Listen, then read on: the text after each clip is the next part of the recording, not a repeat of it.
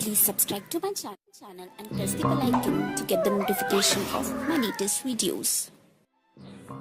Hello, welcome to my channel Beauty with Nature.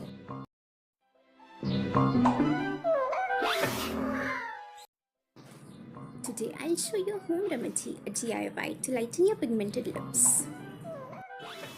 The causes of pigmentation are: Number 1. Exposure to sun.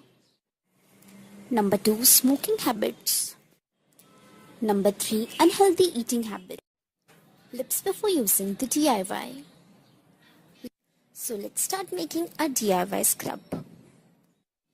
You will need some lime juice. Lime juice will help in lightening your lips. And some sugar.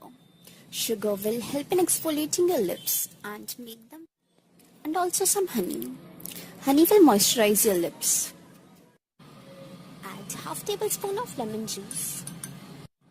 Add some sugar. Now add half tablespoon of honey. Mix all the ingredients together. Apply this paste all over your lips.